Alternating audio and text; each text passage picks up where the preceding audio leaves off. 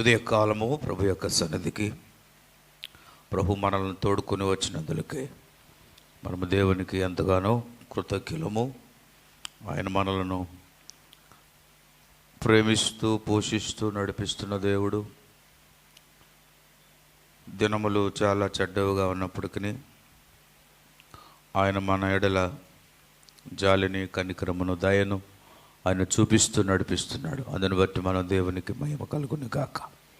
హల్లెలూయా, హల్లెలూయా. ఈ ఉదయ కాలము కొద్ది నిమిషాలు దేవుని యొక్క సన్నిధిలో ఆయన వాక్యాన్ని మనము ధ్యానిద్దాం. మనందరికీ కూడా స్నేహితులు ఉన్నారు. గత ఆదివారం కూడా దావీదుకి ఉన్న ఒక అద్భుతమైన స్నేహితుని గురించి మనం నేర్చుకున్నాం. దానికి అనుసంధానంతో ఈరోజు కూడా స్నేహాన్ని గురించి మనం మాట్లాడదాం. మన బ్రతుకు కాలంలో మనకు అనేక మంది స్నేహితులు, మంచివారు ఉండొచ్చు, చెడ్డవారు ఉండొచ్చు. మొదట ఆ స్నేహితులు మనకు మంచివారుగా ప్రారంభమై తుదకు వారు చెడ్డవారుగా ముగింపు.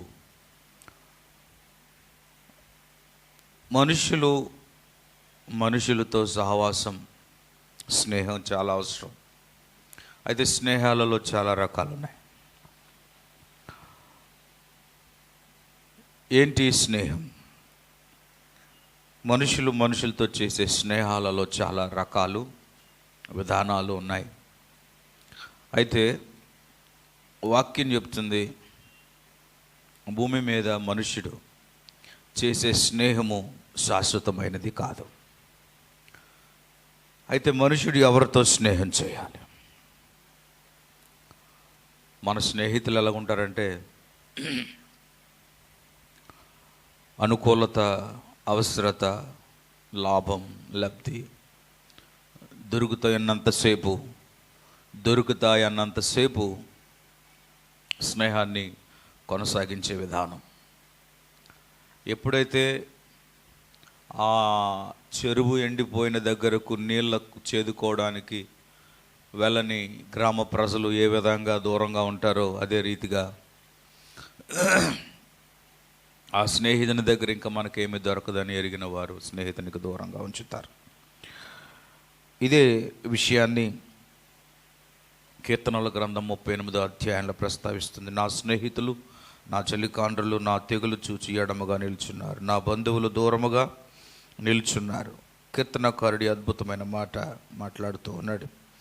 ఈ ఉదయకాలము మనం దేవునితో చేసే స్నేహం, నేను దేవునితో స్నేహంగా ఉండాలి అంటే నేనేం చేయాలి?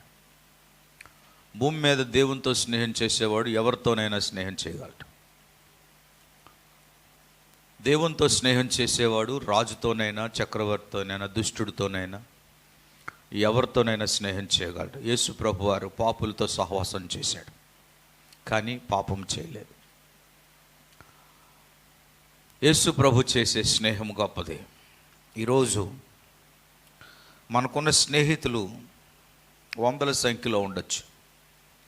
మనల్ని అభినందించే స్నేహితులు ఉండొచ్చు, మనల్ని విమర్శించే స్నేహితులు ఉండొచ్చు, అవకాశవాదులుగా స్నేహితులుగా ఉండొచ్చు, లేకపోతే మన లోపాలను, తప్పులను వెతికి అనేకులకు ప్రచారం చేసే స్నేహితులు ఉండొచ్చు. కానీ ఈ స్నేహితుల వలన మనకు ఎలాంటి సంతోషము, ఆనందం కలగదు. కానీ ఈ ఉదయకాలం ప్రభు యొక్క సన్నిధిలో మనం ఒకటే జ్ఞాపకం చేసుకోవాలి. నీతో స్నేహం, ప్రభువా నేను నీతో స్నేహం చేయాలి. ఎంతమంది ఉదయకాలం నేను దేవునితో స్నేహంగా ఉండాలని నేను ఆశపడుతున్నాను? దేవునితో చేసే స్నేహము ఒక డిఫరెంట్గా ఉంటుంది. ఈ ఉదయకాలము ప్రభు యొక్క సన్నిధిలో దేవునితో స్నేహం చేయాలంటే నేనేం చేయాలి? దేవునితో స్నేహం చేసేవాడు ఎవరితో మాట్లాడాలో, ఎవరితో మాట్లాడకూడదో జాగ్రత్తగా వివేచన కలిగి ఉంటాడు. స్నేహితులు కదా అని అందరితో పాటు హాయ్ బాయ్ చెప్పే స్నేహితులు కాదు. దేవునితో స్నేహితుగా ఉండాలి అంటే ఏం చేయాలి? ఇది నేను మీకు ఉదయకాలం చెప్పాలని ఆశపడుతున్నాను. దేవునితో ఎవరితో? దేవునితో స్నేహం చేయాలంటే ఏం చేయాలి? కొంతమంది తాగుబోతులతో స్నేహం చేస్తారు, కొంతమంది చేయరు, ఎందుకంటే వాళ్ళు తాగరు కనుక. కొంతమంది అబద్ధికులతో సహవాసం చేసి స్నేహం చేస్తారు, కొంతమందికి అబద్ధాలను ఇష్టం ఉండవు కనుక. కొంతమంది చెడు పనులు చేసేవారితో స్నేహం చేస్తారు, కొంతమంది చేయరు, ఎందుకంటే వారికి ఆ చెడు పనులు ఇష్టం లేదు కనుక. మరి కొంతమంది కలహాలతో చేసేవారితో స్నేహం చేస్తారు, కొంతమంది చేయరు, ఎందుకంటే ఆ కలహాలు వారికి ఇష్టం ఉండదు కనుక. కొంతమంది సాడీలు చెప్పేవారితో స్నేహం చేస్తారు, మరి కొంతమంది చేయరు, ఎందుకంటే ఆ సాడీలు చెప్పడం వాళ్ళకి ఇష్టం లేదు. కొంతమంది పనికిమాలిన మాటలు వినేవారితో స్నేహం చేస్తారు, కొంతమంది ఆ పనికిమాలిన మాటలు వినేవారితో స్నేహం చేస్తారు, ఎందుకంటే వారికి అది ఇష్టం ఉండదు కనుక. ఈరోజు స్నేహము వారి ఇష్ట అయిష్టాల మీద ఆధారపడి ఉంది. అయితే దేవునితో స్నేహం చేయాలి అంటే కొన్ని షరతులతో కూడిన, కొన్ని నిబంధనలతో కూడిన విషయాలు బైబిల్ మనకు బోధిస్తుంది. కనుక ఈ ఉదయ కాలం, ప్రభువా నేను నీతో స్నేహంగా ఉండాలి అంటే ఏం చేయాలి? చాలామంది నన్ను స్నేహితులుగా ఆహ్వానిస్తున్నారు, కొంతకాలం నన్ను దూరం పెడుతున్నారు. కొంతమంది పైకి నవ్వుతూ ఉన్నారు కానీ వెనక గొయ్యి తవ్వుతూ ఉన్నారు. కొంతమంది బాగానే ఉంటున్నట్టుగా నటిస్తున్నారు కానీ వెనుక నుంచి నాకు అనేక రకాలుగా మాట్లాడుతున్నారు. కనుక నా చుట్టూ ఉన్న స్నేహితులను నేను నమ్ముతున్నాను కానీ దాని వలన నాకు ఎంతో బాధ, వేదన కలుగుతూ ఉంది. కనుక ఈ లోకంలో ఉన్న స్నేహితులను బట్టి నేను అనుభవిస్తున్న అనుభవాలు అనేకమైన ఉన్నాయి. అయితే నీతో నేను స్నేహం చేయాలంటే ఏం చేయాలి? కీర్తనకారుడు తన అనుభవంలో నుండి మాట్లాడుతున్న మాటలను ప్రస్తావిస్తూ దేవునితో స్నేహము వలన ఆ గొప్ప ఆశీర్వాదాన్ని, ఆదరణను ఎలాగ పొందాడో ఈ బైబిల్ గ్రంథంలో, కీర్తన గ్రంథంలో చదవబడిన 38వ కీర్తన సంఖ్యలో ప్రస్తావించబడింది. అయితే దేవునితో స్నేహంగా ఉండాలి అంటే మొట్టమొదటిగా దేవుని బిడ్డలు ఏం చేయాలి? ఎంతమంది దేవునితో స్నేహంగా ఉండాలని ఆశపడుతున్నారు నాకైతే తెలియదు. కానీ ఒకవేళ ఈ రోజు నుంచి దేవునితో నువ్వు స్నేహంగా ఉండాలని ఆశపడితే మొదటిగా నీవు దేవుని సన్నిధిలో ఏం చేయాలి తెలుసా? ప్రార్థించే వ్యక్తిగా ఉండాలి. అందరూ చెప్పండి ఆ మాట, అందరూ చెప్పాలి ఆ మాట. ఏ పనైనా చెప్పండి, ఏ మాట అయినా చెప్పండి, కానీ ఈ మాట అయితే మాకు ఇష్టం లేదండి. ఫంక్షన్ రమ్మనండి, మేము పరిగెట్టుకు వస్తాం. బర్త్డే చేయమంటారా, మేము చేస్తాం. షాపింగ్కి వెళ్ళమంటారా, చేద్దాం. కథా కార్యక్రమాలు ఏం చేయాలన్నా చేస్తాం. కానీ ప్రార్థనకే కూడుకున్నట్టుకు రమ్మని చెప్తే అది మాకు చాలా బాధాకరంగా, దానికి మాకు టైం లేదు, దానికి మేము కేటాయించలేము, మేము దానికి రాలేము అనేటువంటి సాకులు వెతుక్కునేటువంటి వారు ఈరోజు చాలామంది ఉన్నారు. ఈరోజు లోక స్నేహంలో సాకులు ఉండవు. పార్క్కి వెళ్దామా, వెళ్దాం పదా. ఫంక్షన్కి వెళ్దామా, ఓకే చలో జాయిగా ఆరామ్ से खाएंगे पिएंगे और क्या కుచ్ భీ కరో, ఏదైనా చెయ్యి, కానీ ప్రార్థనకే రండి అంటే రారు. అందుకే ఉదయకాలం నేను మాట్లాడే మాట ఏంటంటే, కీర్తనకారుడు 38వ అధ్యాయంలో అంటాడు, నా స్నేహితులందరూ నాకు దూరంగా ఉన్నారు, నేను వారిని చాలా ప్రేమించాను, ఆదరించాను, కానీ ఇగోని వారికి నాకు ఎడముగా ఉన్నారు. కనుక ఈ స్నేహం వల్ల నాకు ఎలాంటి ఉపయోగం లేదు. కనుక నేను ఎవరితో స్నేహం చేయాలి అంటే నా దేవునితో నేను స్నేహము చేయాలని ఆలోచన కలిగి ఉన్నాడు. అది మాత్రమే కాక పరిశుద్ధ గ్రంథంలో నుండి భక్తుడైన యోబు ఒక మాట మాట్లాడుతున్నాడు. యోబు గ్రంథం 42వ అధ్యాయం 10వ వచనంలో మీరు చూస్తే ఒక అద్భుతమైన మాటని మనం చూస్తున్నాం. చూడండి, యోబు గ్రంథం 42వ అధ్యాయం 10వ వచనం. మరియు యోబు తన స్నేహితుల నిమిత్తము ప్రార్థన చేసినప్పుడు యెహోవా అతని క్షేమస్థితిని మరలా అతనికి దయచేసెను. మరియు యోబునకు పూర్వము కలిగిన దానికంటే రెండంతల అధికముగా యెహోవా అతనికి దయచేసెను. ఈ మాట మీరు అండర్లైన్ చేయండి. నేను మరలా ఈ మాట దగ్గరికి వస్తాను. ఇప్పుడు మనం విషయానికి వద్దాం. ఎవరితో స్నేహము మనకు క్షేమము? దేవునితో స్నేహము చేసేవాడు తన స్నేహితుల గురించి ప్రార్థిస్తాడు. దేవునితో స్నేహము చేయలేని వాడు తన స్నేహితులను ద్వేషిస్తాడు, తన స్నేహితులను అవమానపరుస్తాడు, తన స్నేహితులను అగౌరవపరుస్తాడు, తన స్నేహితులను ముందు నటించేవాడుగా ఉంటాడు. ఏమండి, తన స్నేహితుల యొక్క బలహీనతలను బయట అనేకులకు ప్రచారం చేస్తూ ఉంటాడు. కానీ యోబు అంటాడు, నా స్నేహితుల గురించి నేను ప్రార్థన చేయడం మొదలెట్టాను. అలాగే ఉందా మీ బైబిల్లో? ఏముంది? ఎలా ఉంది? నా స్నేహితుల గురించి నేనేం చేయడం మొదలెట్టాను? ప్రార్థన చేయడం మొదలు పెడితే నా క్షేమ స్థితిని దేవుడు ఏం చేశాడు? హల్లెలూయా. నాకు మునుపున్న స్థితి కంటే ఏం చేశాడు? అత్యధికముగా. ఈరోజు చాలామంది దేవుని బిడ్డలు క్షేమస్థితిలోనికి రాకపోవడం గల కారణం ఏంటో చెప్పమంటారా? దేవునికైతే ప్రార్థన చేస్తారు, కానీ వారితో పాటు ఉన్న స్నేహితులను మాత్రం విమర్శిస్తూ ఉంటారు, దూషిస్తూ ఉంటారు, అపహాసిస్తూ ఉంటారు. ఆయన అలాగా ఉన్నాడు, ఈవిడ ఎలాగండి, ఆయన ఎలాగండి, ఈయన ఎలాగండి, ఈవిడ అలాగండి, ఆవిడ అలాగండి. కానీ ప్రార్థన చేయనప్పుడు మాత్రం ఎలుగెత్తి ప్రార్థన చేస్తూ ఉంటారు. ప్రభువా, పరిశుద్ధుడా, మహనీయుడా. ఏమండి, ఇంకా మాటల్లో మనం చెప్పలేము, నానా రకాలుగా వర్ణించేస్తూ ఉంటారు. ప్రార్థనకును క్రియలకును చాలా వ్యత్యాసం ఇక్కడ కనబడుతూ ఉంది.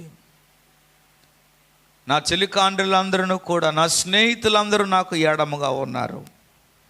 కీర్తనకాడు వారిని ద్వేషించలేదు, కానీ వారి కొరకు ప్రార్థన చేయడం మొదలుపెట్టాడు.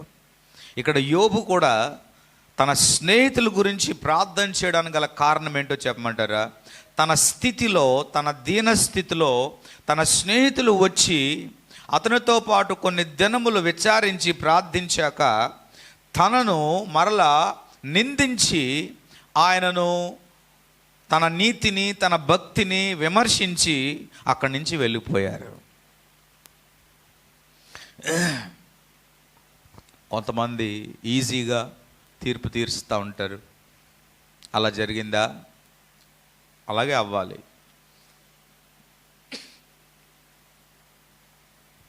ఈరోజు ఈజీగా మనుష్యులను తీర్పు తీర్చే విధానం,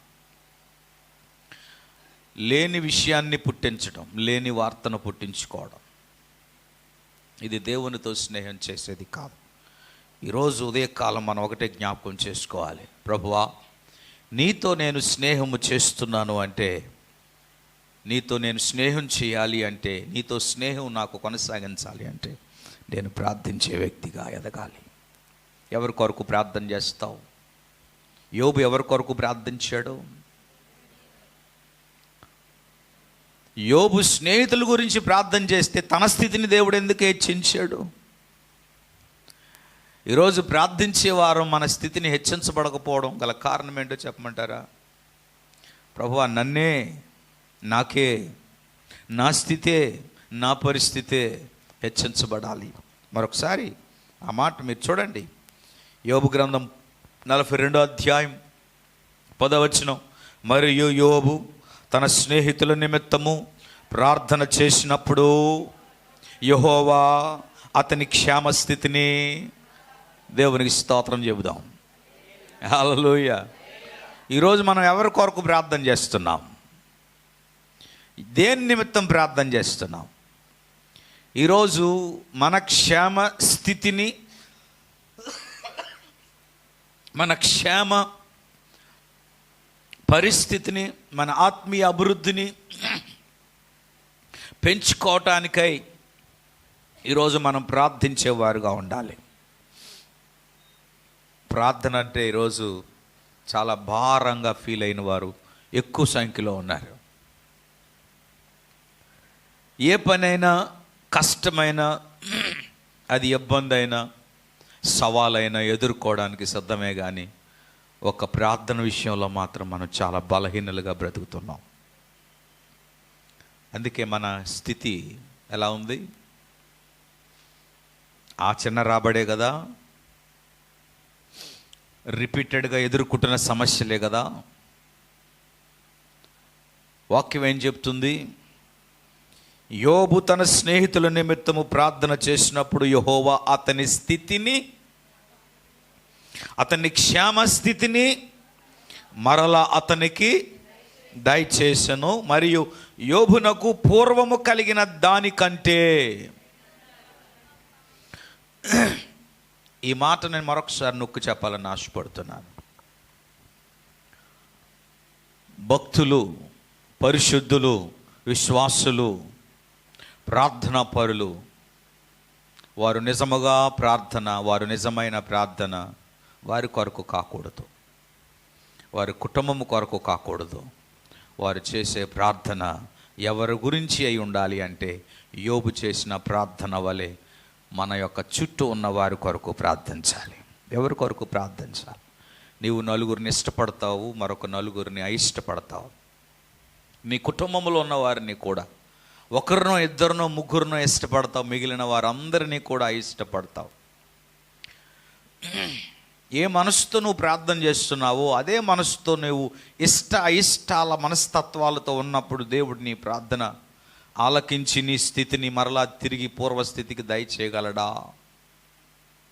నేను అనుకుంటాను, యోబు తన స్నేహితుల నిమిత్తము ప్రార్థన చేసే మనస్తత్వం కలిగిన వాడుగా గుర్తించబడుతున్నప్పుడు తప్పనిసరిగా తన భార్య, తనను వదిలిపెట్టి వెళ్ళిన భార్య కొరకు కూడా తప్పనిసరిగా ప్రార్థించే వ్యక్తి అయి ఉన్నాడు. అందుకే యోబుకు మరలా తిరిగి పూర్వస్థితి దేవుడు దయచేశాడు. ఇప్పుడు మీరు చెప్పండి, ఎవరికి స్నేహితులుగా ఉండాలి? దేవునికి స్నేహితులుగా ఉండాలంటే ఎవరి కొరకు మనం ప్రార్థన చేస్తాం? దేని కొరకు ప్రార్థన చేస్తాం? ఈరోజు స్నేహం అంటే ప్రాణం పెట్టేవారు ఉన్నారు. మేము ప్రాణం పెడతామండి, మా స్నేహితురాలండి, స్నేహితుడండి అంటారు. నేను అంటాను, ఏ స్నేహితుడికైనా నువ్వు ప్రార్థన చేయి, ఆ స్నేహం నిలబడుతుంది. నీ ప్రార్థన నీ క్షేమము. నీ క్షేమం ఉన్నప్పుడు నువ్వు ఎవరి కొరకైతే ప్రార్థన చేస్తున్నావో దేవుడు వారి క్షేమాన్ని కూడా స్థిరపరుస్తాడు. ఈ ఉదయకాలము దేవుని బిడ్డలైన మనం గమనించాలి. దేవునితో స్నేహితులుగా ఉండాలి అంటే ఏం చేయాలి? ఏం చేయాలి? నోట్లో నోరు రాదా? ఏం చేయాలి? మరి గట్టిగా చెప్పడానికే ఏం చేయాలి? లేదండి, ఉదయకాలం మేము పడుకోవాలండి. నీ శరీరాన్ని ప్రేమిస్తున్నావు కదా, దేవుడు రోగాన్ని వెళ్ళమని పంపితే నీ బాడీకి, యోనా ఎక్కడ పడుకున్నాడు? సొర చెట్టు నీడ కింద పడుకున్నాడు. సడన్గా దేవుడు ఏం పంపించాడు? పురుగు పంపించాడు. ఆ పురుగు నిమిషాల్లో ఏం చేసింది? ఆ పచ్చని చెట్టును తినేసింది. తినేసిన తర్వాత పడుకున్నటువంటి యోనా మీదకి ఏం పడుతుంది? మండు టెండ పడతా ఉంది. అప్పుడు ఎవరి మీద చిరాకు పడ్డాడు? చెప్పండి. దేవుడా, ఏంటి నన్ను సరిగ్గా బతకనీవా?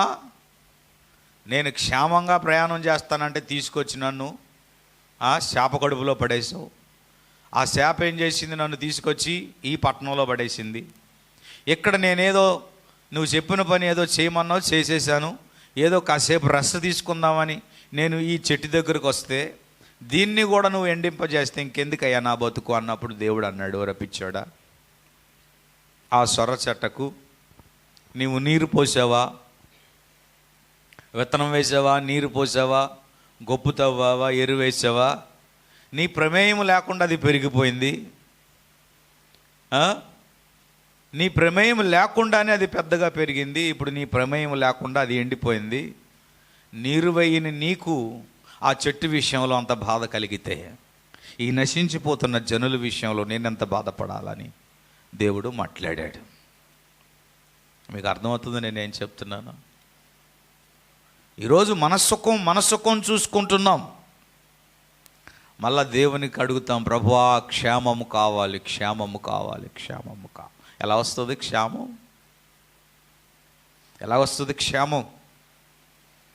ఈరోజు స్నేహితులు ఏమండి, కుడివైపు, ఎడం వైపు, వెనక, ముందు అనేక మంది మనకు ఉండొచ్చు. మంచిదే, కానీ ఆ స్నేహము దేవుని స్నేహముకు దూరపరిస్తే, ఆ స్నేహము నీవు దేవునితో మాట్లాడకుండా చేస్తే, ఆ స్నేహము దేవుని సహవాసానికి దూరపరిస్తే, ఆ స్నేహం వలన ఎలాంటి ప్రయోజనము లేదు. ఏ స్నేహం అయితే నీకు దేవునికి దగ్గర చేస్తుందో, ఏ స్నేహం అయితే దేవునితో మాట్లాడడానికి కృప చూపుతుందో, నీవు ఆ స్నేహాన్ని చేసినప్పుడు నీవు ఎవరి కొరకు ప్రార్థన చేస్తావో దేవుడు ఆ ప్రార్థన వింటాడు, నీ క్షేమస్థితిని భద్రపరుస్తాడు, నీ కుటుంబ పరిస్థితిని, నీ పిల్లల పరిస్థితిని దేవుడు బలపరుస్తాడు. వాక్యం చెప్తుంది, యోబుకు పూర్వస్థితి కంటే ఎన్నంతలు. దేని వలన? ప్రార్థించటం వలన. ఎవరి కొరకు? స్నేహితుల కొరకు ప్రార్థించ. మనం పెట్టుకుంటాం అన్నమాట సుప్రభాతం లాగా, మన కొరకు ప్రార్థన చేసుకోవడానికే మనం ట్యూన్ అయిపోయాం. ఏమండి, ఎవరి గురించి నేను ఎందుకు ప్రార్థన చేయాలండి, నా కోసం నేను ప్రార్థన చేసుకున్నాం. మంచిగా తింటున్నాం, మంచిగా ఉద్యోగం చేసుకుంటాం, మంచిగా ఏదో జరుగుతుంది, వెళ్ళిపోతుంది. లేదు. కనుక దేవునికి స్నేహితుడిగా ఉండేవారు ప్రార్థించాలి. చెప్పండి, ఏం చేయాలి? ఏం చేయాలి? ఇప్పుడు మీరు ఆ మాట చెప్పడానికి కూడా ఎంత బరువు ఫీల్ అవుతున్నారో. ప్రసవ వేదన పడేవాడు కూడా గట్టిగా మాట్లాడతాడు, ఎందుకంటే తొందరగా డెలివరీ చేసేయాలని. ఇప్పుడు ఈ మాట పలకడానికి కూడా మీకు ప్రసవ వేదన లేనట్టుగా ఉంది. ఏం చేయాలి? ఎక్కడ చేయాలి? నిద్రపోతూ చేయాలి. ఏం చేయాలి? కష్టం వచ్చినప్పుడు ప్రార్థన చేయాలి, బాధ వచ్చినప్పుడు ప్రార్థన చేయాలి. ఇదే కదా మనం నేర్చుకున్నాం భక్తి. ఇదే కదా క్రమశిక్షణ లేని భక్తి మనం నేర్చుకున్నాం. క్రమశిక్షణ లేని ఆరాధన చేస్తున్నాం, క్రమశిక్షణ లేని విశ్వాసంలో ఎదుగుతున్నాం, క్రమశిక్షణ లేని క్రైస్తవ్యంలో బ్రతుకుతున్నాం. ఈరోజు చాలామంది హైందవులలో కానివ్వండి, వేరే మతాల్లో కానివ్వండి, వారి ప్రార్థన కేవలం స్వార్థముతో కూడినది అయి ఉన్నది, అంతే. ఏం ప్రార్థించుకున్నావురా భగవంతుడికి అంటే, నేను మంచిగా ఉండాలని కోరుకున్నాను అంటారు. ఇంకా నాకు వ్యాపారం బాగా ఉండాలని కోరుకున్నాను అంటారు. ఇంకా ఇంకా ఇంకా ఇంకా అంటే స్వార్థమే కనబడుతుంది అందులో. యోబు ప్రార్థనలోనే స్వార్థం కనబడింది. అందుకే దేవుడు తన స్థితిని మార్చేశాడు, తన పరిస్థితిని రెండంతలుగా చేశాడు, తన కుటుంబానికి క్షేమస్థితిని కలగజేశాడు. దేవునికి స్తోత్రం కలుగునుగాక. ఇకపోతే రెండవది, నువ్వు దేవునికి స్నేహంగా ఉండాలి అంటే మొదటిగా నువ్వు దేవునికి ప్రార్థించే వ్యక్తిగా ఉండాలి. రెండవదిగా నీవు దేవునిని విడువక ప్రేమించే వ్యక్తిగా ఉండాలి. విడువక ప్రేమించే వ్యక్తిగా ఉండాలి. ఎలాగా? ఏ విధంగా? ప్రభువా, నీతో స్నేహంగా ఉండాలి అంటే నేను విడువక ప్రేమించే వ్యక్తిగా ఉండాలి. ఎవరితో ఉండాలి? ఎవరిని ప్రేమించాలి? ఎవరితో ఉండాలి? వాక్యం చెప్తుంది, నిన్ను వలె నీ పొరుగువాన్ని. ఆ మాట మాత్రం తీసేయండి పాస్టర్ గారు బైబిల్లో నుంచి, అదైతే నేను సహించలేను. ఈరోజు మన పొరుగువారి కంటే మన వాళ్ళని ఎక్కువ ప్రేమించుకుంటున్నాం. బస్సులో కూర్చున్నాం అనుకోండి, ఈ పక్క వాళ్ళని ఈ పక్క వాళ్ళతో అస్సలు మాట్లాడడం, బిగిసిగిపోతాం అన్నమాట. ఈడు నా పొరుగోడుకు ఆ దేవుడిచ్చాడు అవకాశం, నీ పక్కన కూర్చొని నీకు పొరుగోడు అయ్యాడురా నాయన, ఒక నిమిషం మాట్లాడు, ఒక నిమిషం పలకరించమని దేవుడిచ్చాడు. ఎందుకంటే ఆడు భూమి మీద ఎక్కడ బతుకుతున్నాడో తెలీదు, నువ్వు ఎక్కడ బతుకుతున్నావో తెలీదు. మనుషులందరూ దేవుని సృష్టి. ఈరోజు మనల్ని ప్రేమించేవారితోనే ప్రేమించుకుంటా ఉన్నాం, మాట్లాడేవారితోనే మాట్లాడుతూ ఉన్నాం, ఆదరించేవారికే ఆదరిస్తూ ఉన్నాం, బాగున్నావా అనేవాడికి అంటున్నాం తప్ప ఈరోజు మన పొరుగు వారిని ఎవరిని కూడా జ్ఞాపకం చేసుకోవట్లేదు. విడువక ప్రేమించే వ్యక్తిగా ఉండాలి. అప్పుడే మనం దేవునికి స్నేహితులుగా ఉంటాము. యేసు ప్రభువారు అక్షరాల తన పరిచర్యలో తన మాదిరిని చూపించాడు, విడువక ప్రేమించాడు. సామెతల గ్రంథం 17వ అధ్యాయం 17వ వచనం ఒకసారి చూడండి. సామెతల గ్రంథం 17వ అధ్యాయము 17వ వచనం. నిజమైన నిజమైన స్నేహితుడు విడువక ప్రేమించును. దుర్దశలో అట్టివాడు సహోదరుడుగా ఉండును. దేవుడి మాట దీవించును గాక. హల్లెలూయా. నాకు అవసరం వచ్చిందండి, కొంచెం సాయం అయినా చేస్తారా అంటే, అయ్యో ఎంత పని అయిపోయింది చూసారా. అక్కడ సహాయం చేయడానికి బదులు సానుభూతి మాటలు పలికి తప్పించుకునేవారు లేకపోలేదు. మాకు పాపకు పెళ్లి చేయాలండి, కొంత డబ్బు అవసరం అండి, ఏదైనా సహాయం చేయగలుగుతారా? ఈరోజు మనుషులు మన దగ్గరికి సహాయానికి వచ్చినప్పుడు వెనుకాడే ఆలోచన, ఈరోజు మనల్ని నమ్మేవారు కానివ్వండి, మనలను అభిమానించేవారు కానివ్వండి, మనలను ఆదరించేవారే కానివ్వండి, చుట్టూ మనం ఎంతమంది కలిగి ఉన్నామో సమయం వచ్చినప్పుడు మనము వారిని విడిచిపెట్టే పరిస్థితి ఏర్పడుతుంది. యేసు ప్రభు వారిని కీర్తన 38వ అధ్యాయములో భక్తుడైన దావీదు చెప్పినట్లుగానే అందరూ నన్ను వదిలేసి ఎడమగా ఉన్నట్టుగానే యేసు ప్రభుని అందరూ వదిలేసి ఎడమగా ఉన్నారు. ఆయన ఒక్కడే పట్టబడ్డాడు, ఎవరు ఆయనతో పాటు లేరు. పేతురు చాలా ప్రేమిస్తానన్నాడు కానీ ఆ దుర్దశలో యేసయ్యను వదిలేశాడు. ఈరోజు దేవునితో స్నేహంగా ఉండాలి అంటే వాడు దేవునితో ప్రార్థించే వ్యక్తిగా ఉండాలి. నేను ఒక మాట చెప్పనా, నువ్వు ప్రార్థిస్తున్నావు అంటే నీ విశ్వాసం గొప్పదిగా మారుతుంది. నువ్వు ప్రార్థిస్తున్నావు అంటే నీ భక్తిని దేవుడు రూపాంతరం చేస్తాడు. నువ్వు ప్రార్థిస్తున్నావు అంటే నీ మాట దేవుడు వింటాడు. నువ్వు ప్రార్థిస్తున్నావు అంటే నిన్ను అనేకులను ట్రస్ట్ వర్తీగా నమ్మేటట్టుగా దేవుడు స్థిరపరుస్తాడు. నీలో ప్రార్థన ఎండిపోయినదిగా ఉంటే, నువ్వు ప్రార్థనలో ఏకీభవించకపోతే, నీవు ప్రార్థన చేయకపోతే నీవు ఎండిన మొక్క, నీవు క్షామకాలానికి దగ్గరగా ఉన్నావు అని అర్థం. అందుకే వాక్యం చెప్తుంది, లోకా భక్తుడు ప్రస్తావిస్తాడు, మార్కు భక్తుడు ప్రస్తావిస్తాడు. ఏంటో తెలుసా? మీరు శోధనలో ప్రవేశించకుండానట్లు ఏం చేయాలి? క్షామస్థితిలోనికి పోకుండా ఉండు నిమిత్తము. మేమంతా బాగానే ఉందండి అనుకుంటాం మనం. హఠాత్తుగా పరిణామం, హఠాత్తుగా విపత్తులు పెదకు వస్తూ ఉంటాయి. ఈరోజు దేశంలో, రాష్ట్రాలలో హఠాత్తుగా విపత్తులు ఎందుకు వస్తున్నాయి తెలుసా? హఠాత్తులుగా ఎందుకు దేవునికి వస్తున్నారు తెలుసా? దేశంలో, రాష్ట్రంలో ఏమండి, ఒకరి ఎడల ఒకరు ప్రేమ లేదు. ఈరోజు అపవాదితోనూ దురాత్మలతోనూ స్నేహము చేసే పరిస్థితి రోజు ఎక్కువ ఏర్పడింది. భూమి మీద ఎవరైనా దేవునితో స్నేహం చేసేవారు ఉన్నారా? దేవునితో స్నేహం చేసేవారు కావాలి. దేవునితో స్నేహం చేసేవాడు ఎవడని చెప్పాను నేను? ప్రార్థించేవాడు. నువ్వు దేవునితో స్నేహం చేస్తే నువ్వు ప్రార్థించే వ్యక్తిగా వెలిగించబడతావు. ఊరుకోండి, ఎప్పుడు ప్రార్థన అంటారు. అవును, పరలోకానికి వెళ్ళేవారు భూమి మీద పని ప్రార్థన తప్ప ఇంకా వేరే పని లేదు.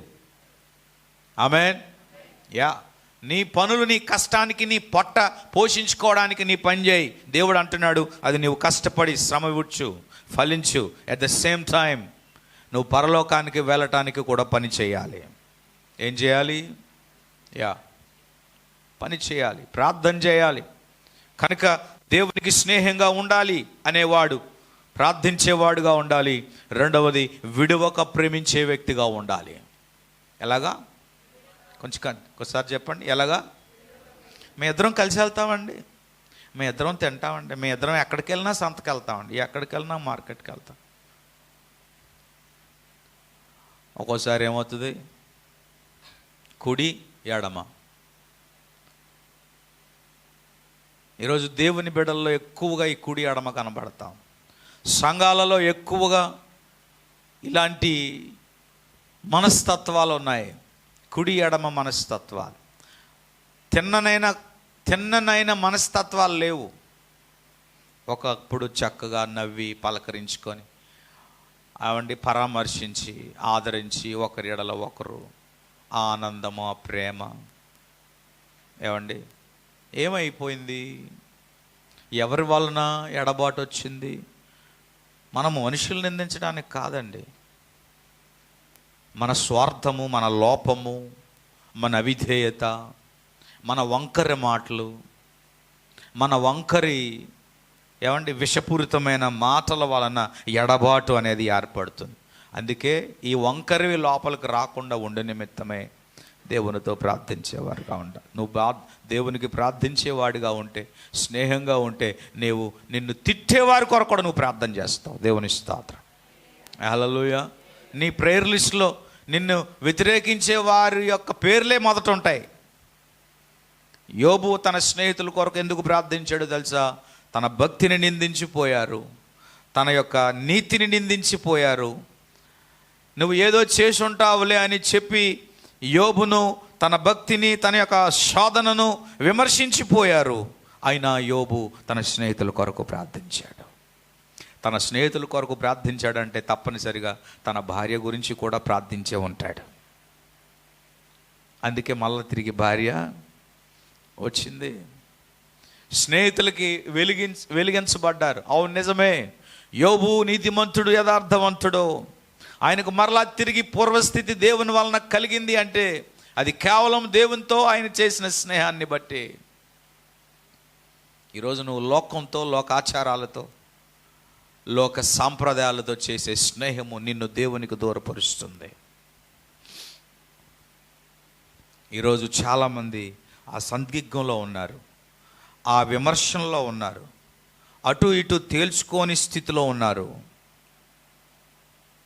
నిజమైన స్నేహితుడు విడువక ప్రేమించును.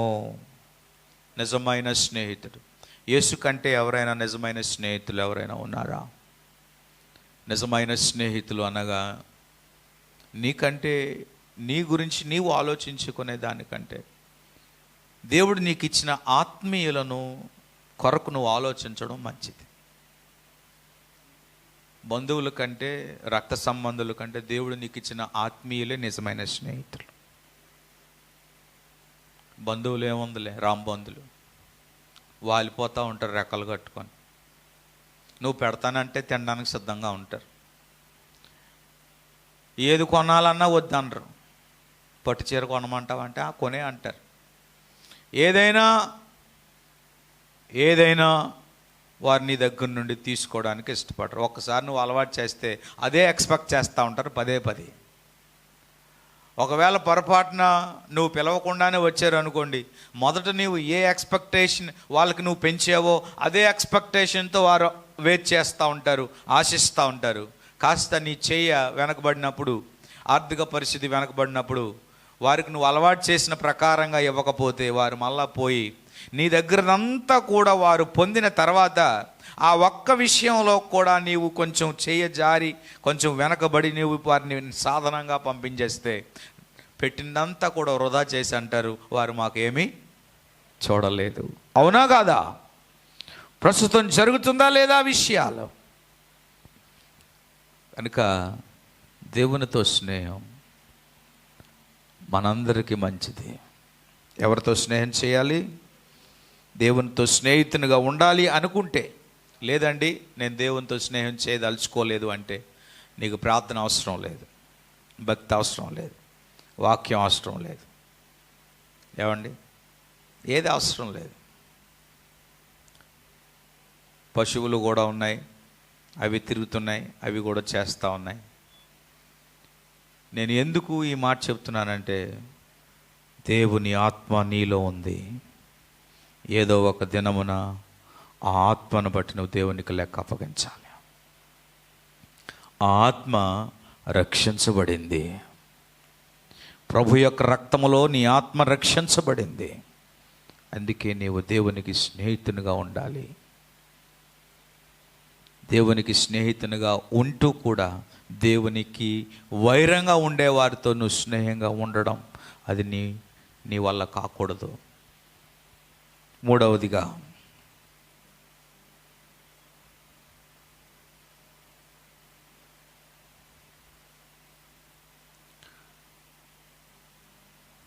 దేవునితో స్నేహితునిగా ఉండేవాడు దాపరికము లేని వ్యక్తిగా ఉండాలి.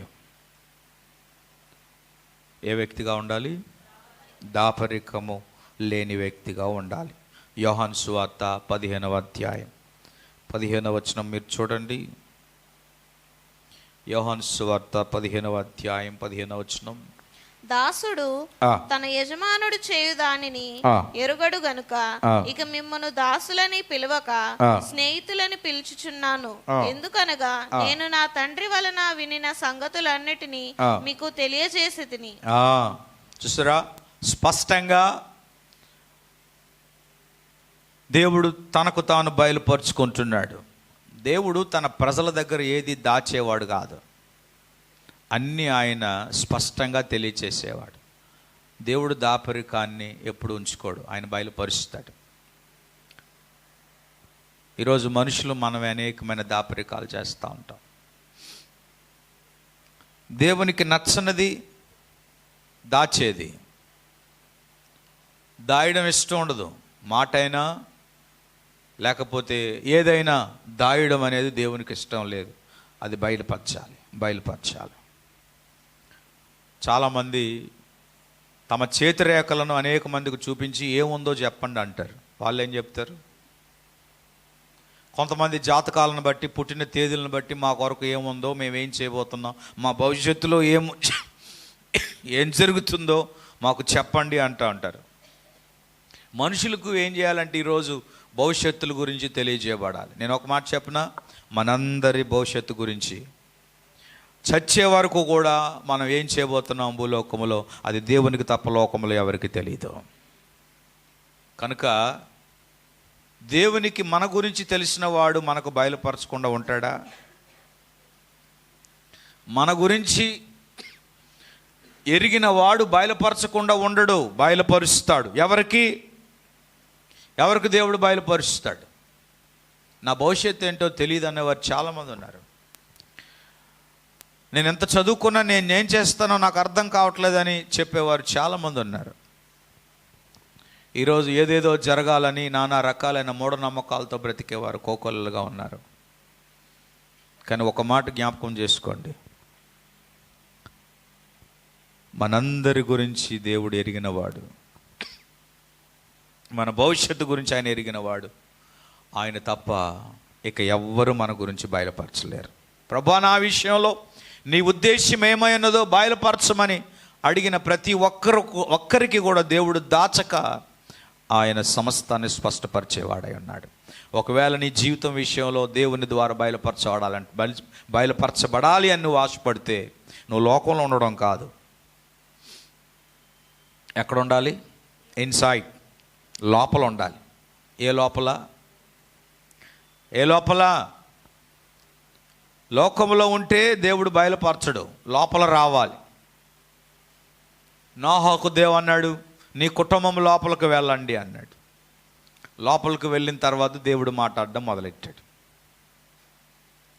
లోపల మాట్లాడడం మొదలు పెడితే దేవుడు, ఈ కుటుంబం అంతా కూడా ఆశ్చర్యపోయారు. తర్వాత నెక్స్ట్ వాట్ 40 దినముల తర్వాత ఏం జరుగుతుంది, 40 దినాల తర్వాత ఏం జరుగుతుందని దేవుడు స్పష్టంగా మాట్లాడుతూ వచ్చాడు. వాళ్ళ భవిష్యత్తుని మాట్లాడాడు. వారితో పాటు ఉన్న ప్రతి జంతువుల యొక్క భవిష్యత్తుని కూడా దేవుడు మాట్లాడాడు. ఏది దాచకుండా బయలుపరిచే దేవుడు.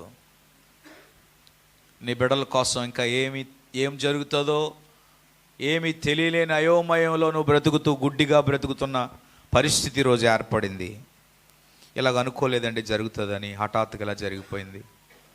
మేము అనుకోలేదండి మా బిడ్డల విషయంలో ఇలా జరుగుతుంది, కానీ ఇలా జరిగిపోయింది. మేము అనుకోలేదండి హఠాత్తుగా ఈ యొక్క ప్రమాదం చోటు చేసుకుంటుందని మేము అనుకోలేదండి, కానీ సడన్గా జరిగిపోయింది. కానీ దేవుని బిడ్డలకు దేవుడు ముందుగానే తెలియచేస్తాడు. హల్లెలూయా. ఎందుకంటే ఆయన దాపరికము లేనివాడు మన దేవుడు. ఆయనలోనే దాపరికం లేనప్పుడు ఈరోజు నీలో నాలో ఎందుకు ఉండాలి? ఈరోజు కుటుంబంలో దాపరికాలు ఉన్నాయి. వ్యాపార ఉద్యోగ రీతిలో కూడా దాపరికాలు ఉన్నాయి. ఈరోజు మనుషుడు దాచేది ఏం రాయబడి ఉంది? యోహాను సువార్తలో 15 మనం చదివాం. దేవుడు స్పష్టముగా అన్ని బయలుపరచువాడు. దాపరికం అంటే గమనించాలి, నువ్వు పెద్ద నేను చిన్న, పెద్దోళ్ళకే చెప్పాలి, చిన్నోళ్ళకి చెప్పకూడదు. నీవు ఈ పొజిషన్లో ఉన్నావు, నీకే తెలియచేయాలి. నువ్వు ఈ పొజిషన్లో లేవు, ఇది నీకు తెలియచేయకుండా ఉండడం మంచిది కాదు, ఇది నువ్వు తెలుసుకోవడం మంచిది కాదు. దాసులైనా దాసిరాండ్రులైనా యజమానులైనా అందరినీ దేవుడు సమానంగా అక్కడ ట్రీట్ చేస్తున్నాడు. ఆ మాట మీరు చదవండి, మీకు అర్థమవుతుంది. ఏంటది? చదవమన్నప్పుడు చదవండి. దాసుడు తన యజమానుడు చేయు దానిని ఎరుగడు గనుక ఇక మిమ్మును దాసులని పిలువక స్నేహితులని పిలుచుచున్నాను. ఒక నిమిషం ఆగండి. యజమానుడు చేసిన దానిని దాసునికి తెలియదు, కానీ మిమ్మల్ని ఇక మీదట దాసులని కాక ఏమని పిలాలి? స్నేహితులని నేను పిలుస్తాను. అంటే అర్థం ఏంటి తెలుసా? స్నేహితుడు ప్రతి ఒక్కటి కూడా దాచకుండా చెప్తా ఉంటాడు. స్నేహితులని పిలుస్తాను, మిమ్మల్ని నేను దాసులని పిలవను కానీ స్నేహితులని పిలుస్తాను.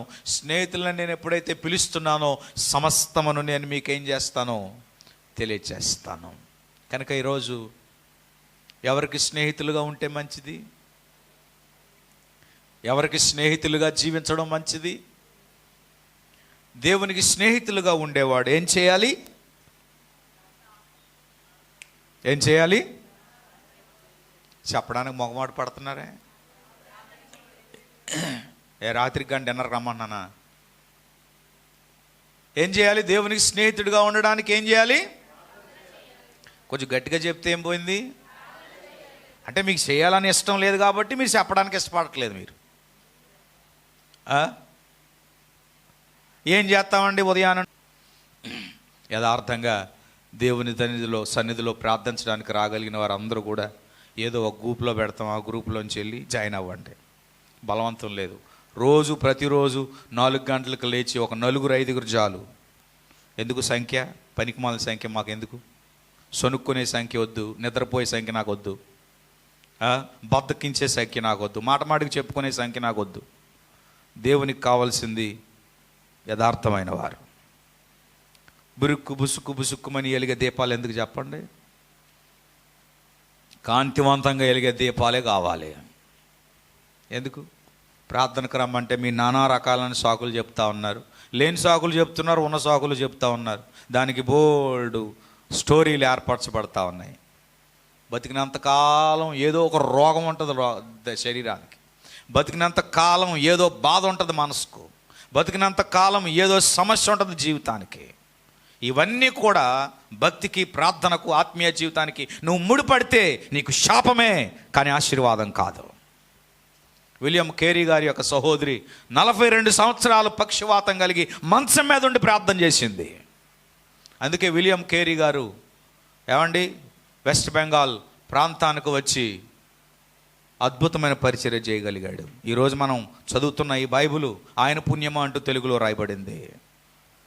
ఆ 42 సంవత్సరాలు మంచం మీద పడిన ఆ సహోదరి ప్రార్థనే చేయకపోతే, నేను పక్షవాతంతో ఉన్నా, నేనేం ప్రార్థన చేస్తాను, నా ప్రార్థన దేవుడు ఏం వింటాడని ఆమె అలాగా సైలెంట్గా ఉంటే దేవుడు ఆమె ప్రార్థన ఆలకించినా?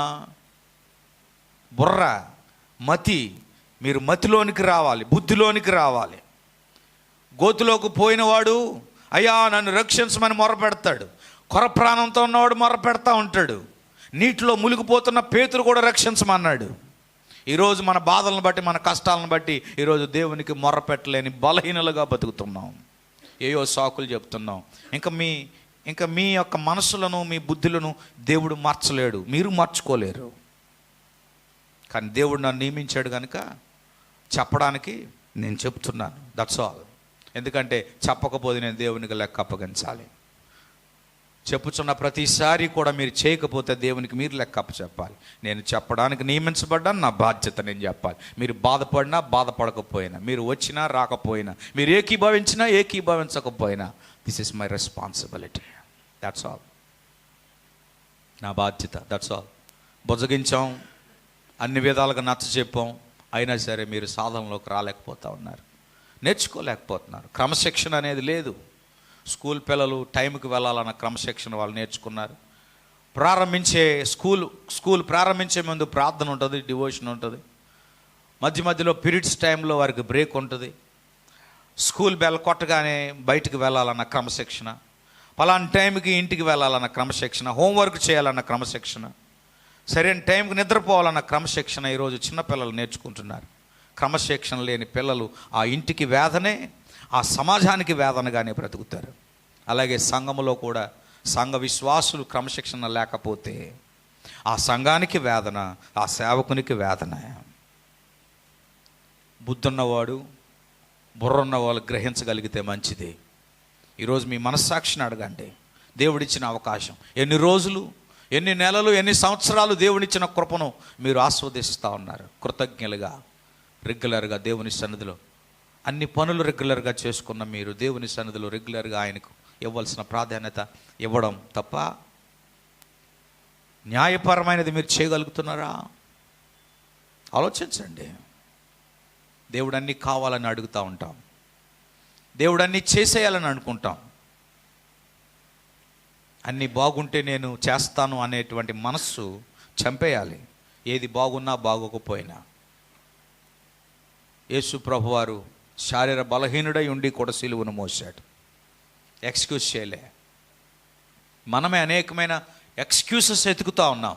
ఉపవాస ప్రార్థనకు రావాలన్న ఎక్స్క్యూజెస్ వెతుకుతూ ఉన్నాం, బుధవారం ప్రార్థన రావాలన్న ఎక్స్క్యూజెస్ వెతుకుతూ ఉన్నాం, ఈరోజు ఆదివారం ప్రార్థన రావడానికి ఎక్స్క్యూజెస్ వెతుకుతూ ఉన్నాం.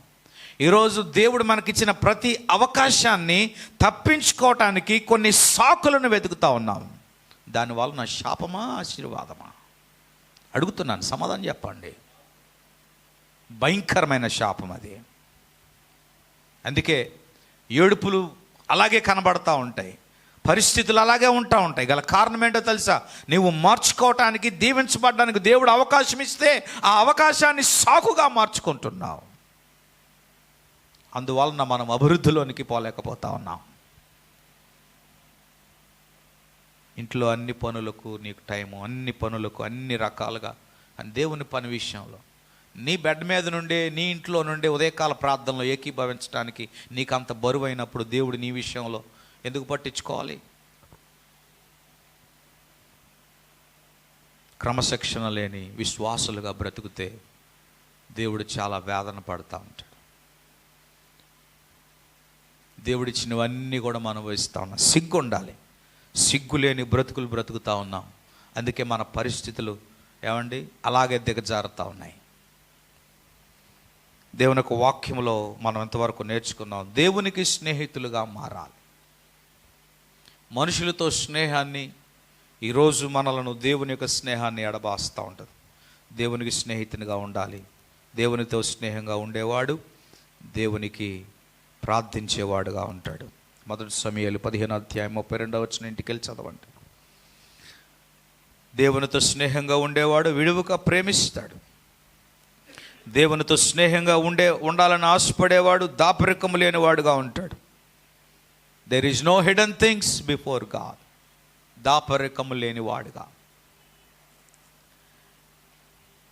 ఇకపోతే ఆఖరిగా ఒక మాట చెప్పి నేను ముగించాలని ఆశపడుతున్నాను. దేవునితో స్నేహముగా ఉండాలి అంటే దేవునితో స్నేహముగా జీవించాలన్నవాడు ప్రాణము పెట్టుటకు కూడా వెనకాడడు. దేవునితో నేను స్నేహంగా ఉండాలనుకుంటున్నా అన్నవాడు ప్రాణం పెట్టడానికి ముందుకు వస్తాడు.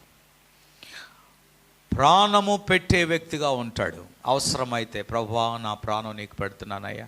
ప్రాణమే పెడుతున్నప్పుడు సమయం ఎందుకు పెట్టలేం? ప్రాణమే పెట్టాలనుకున్నప్పుడు మనకు కలిగింది ఎందుకు పెట్టలేం? పేతురు అన్నాడు, అవసరమైతే నా ప్రాణం పెడతా అన్నాడు. ప్రాణము పెట్టేవాడుగా యేసు ప్రభు వారు మనకు ఒక గొప్ప మాదిరిగా కనబడతా ఉన్నాడు. చూడండి, యోహాను సువార్త 15:13. తన స్నేహితుల కొరకు తన ప్రాణం పెట్టువాని కంటే ఎక్కువైన ప్రేమ గలవాడెవడునూ లేడు. ప్రేమ కలిగిన వాడు ఎవడైనా ఉన్నాడు అంటే తన స్నేహితుని కొరకు ప్రాణము పెట్టేవాడు. తన స్నేహితుని కొరకు ప్రాణం పెట్టేవాడు భూలోకంలో ఎవరున్నారు? ఈరోజు పనికిమాలిన విప్లవాల కోసం ప్రాణం పెట్టడానికి ముందుకు వస్తున్నారు. యేసు ప్రభువారు నిజమైన స్నేహితుడు కనుక మనందరి కొరకు ఆయన ప్రాణం పెట్టాడు. నేను ఒక మాట అడుగుతాను, రాబోతున్న దినాలలో క్రీస్తును నమ్మేవారందరినీ కూడా మేము హతమారుస్తున్నాము అంటే క్రీస్తు కొరకు ప్రాణం పెట్టడానికి ఎంతమంది ముందుకు వస్తారు? అయ్యా మీకు మీ చర్చికి దండం, మేము బతకాలి.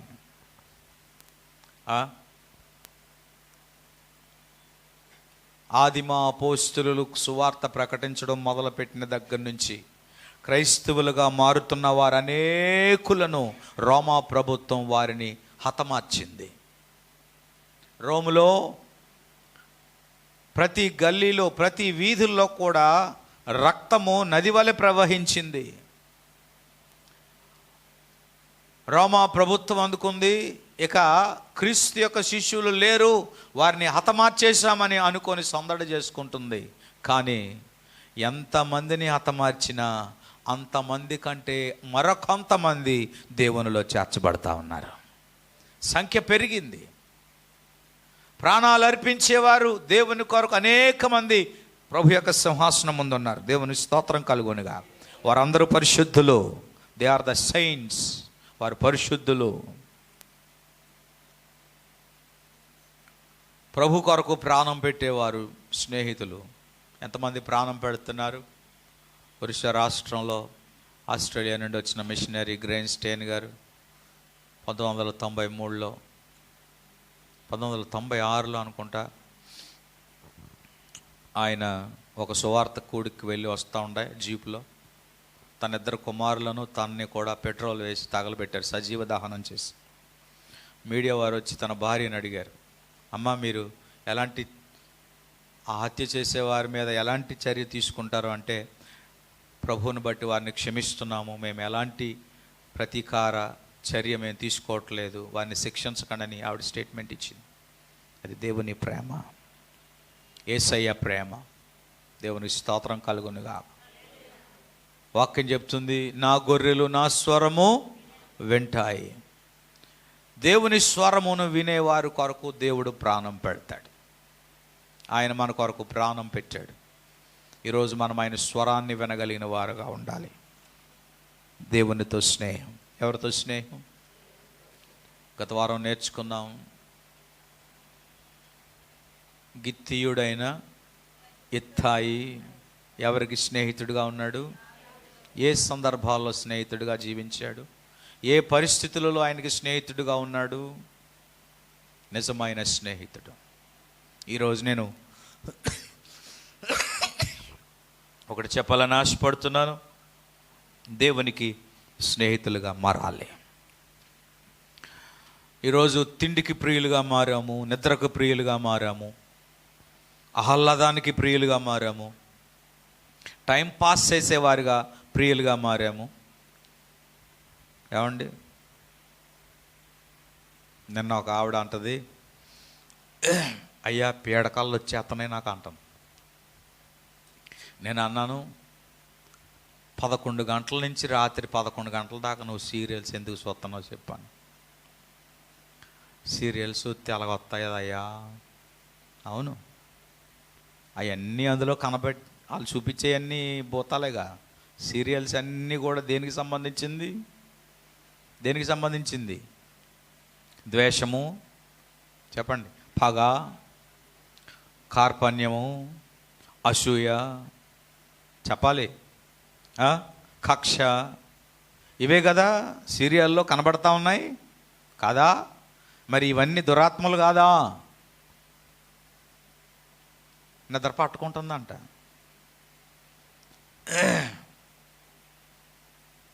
ఇవి చూడకపోతే నిద్ర పట్టదేమో. ఈరోజు మనుషులు దేవుని కంటే ఎక్కువగా ఈరోజు ఏది ప్రేమిస్తున్నారో అది దేవుని యొద్ద నుండి దూరపరుస్తుంది. ఉదయకాలం దేవుని సన్నిధిలో అడుగుదాం, ప్రభువా నీతో స్నేహం నాకు ఆశీర్వాదం, నీ స్నేహితునిగా నేను మారాలి. ఆమేన్. నీ స్నేహితునిగా మారాలి అంటే ఏం చేయాలి? మొదటిగా చెప్పాలి. మొదటిగా గట్టిగా చెప్పండి. ఎప్పుడు?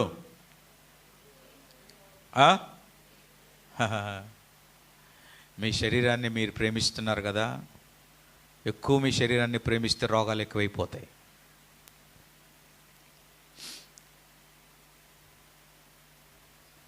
రోగాలున్నా సరే మీరు ప్రభువుని ప్రేమించి ప్రార్థన చేయండి, మీలో ఉన్న రోగాలను దేవుడు తీసేస్తాడు. విశ్వసించిన వారు ఆమేన్ చెప్పండి. డాక్టర్ దగ్గరికి వెళ్తే లేని రోగాలు వస్తాయి. ఒక తల్లి అలాగే డాక్టర్ దగ్గరికి వెళ్ళడం మానేసింది తిరగలేక. ఇంకా నేను నా వల్ల అవదండి, నా డబ్బులన్నీ అయిపోయి ఇంక లేవు, ఇంక నేను వెళ్ళను. మరి ఏం చేద్దాం అనుకున్నామంటే దేవుడు తీసుకుంటే తీసుకున్నాడు, లేకపోతే స్వస్థపరిస్తే స్వస్థపరుస్తాడన్న విశ్వాసంతో ఉండిపోయింది. ప్రతిరోజు మొదటి జామున లేచి ప్రార్థన చేయడం మొదలెట్టింది. అలాగా కొన్ని నెలలు, కొన్ని దినాలు చేసిన తర్వాత ఆమెలో ఒక్క రోగం కూడా లేదు. ఏమైపోయింది తెలుసా? ఆమె ఒక మందిరానికి పరిచారికలుగా మారిపోయింది. ఒకప్పుడు నాకు రోగాలు ఉండేయండి, రోగం శరీరం అంతా. మరి ఎలా పోయాయి? ఆవిడ చెప్పే సాక్ష్యం ఏంటో చెప్పమంటారా? ఎవరు అడిగిన ఇదే సాక్ష్యం చెప్తుంది. నేను ప్రార్థన చేయడం వలన రోగం పోయింది. నేను దేని వలన? ప్రార్థన అంటే ఏ శక్తి అది? దేవునితో మాట్లాడుకునే శక్తి. దేవుని స్తోత్రం. ప్రార్థన దేవునితో చేసుకుంటే, ప్రార్థన చేస్తే ఏమండి బీపీ కూడా కంట్రోల్ అయిపోద్ది. ప్రార్థన లేక బీపీ పెరుగుతూ ఉంది చాలామందికి. ప్రార్థన ఉన్నదనుకోండి మనసు నెమ్మదిగా ఉంటుంది. మనసు నెమ్మదిగా ఉందనుకోండి బీపీ ఆటోమేటిక్ కంట్రోల్ అయిపోద్ది. ప్రార్థన లేదనుకోండి సిరాకు. అందుకే ప్రార్థన అది ఆశీర్వాదం. కనుక విడువక దేవుణ్ణి ప్రేమించేవారిగా, దాపరికము లేని వారిగా ఉండాలని. అలాగే ప్రాణము ఎలాగా? చిన్నప్పుడు చూడండి, స్నేహితుల్లో చేతిలో ఎవరికైనా తినడానికి ఒక లడ్డు ఉందనుకోండి, పక్కోడిని చూసి ఏమంటాడంటే సగం తీసి ఇచ్చేటువంటి మనస్తత్వం ఉండేది. అవునా కదా? అంటే మా చిన్నప్పుడు స్కూల్లో మేము అలాగా మాకు అలవాటు అయ్యింది. ఏదైనా చేతిలో ఉందనుకోండి, తీసుకోరా. అక్కడ ఇద్దరు ఉన్నారనుకోండి, ఇద్దరికి కూడా కానీ దినాలు మారిపోయాయి. ఎదుటి మనిషి ఉన్నా సరే ఒక్కసారి నోట్లో మింగే అలవాటు ఉంది. తింటావా అని అడిగే ఆలోచన లేదు, ఒక్కసారి మింగేయడమే. ఇది నాది. అందుకే ఈరోజు ఆస్తులు అలాగే మింగుతూ ఉన్నారు, దోచుకునేవనే మింగుతూ ఉన్నారు. ఏమి లేక? ప్రేమ లేక. ప్రార్థన చేద్దాం. తలలు వంచండి.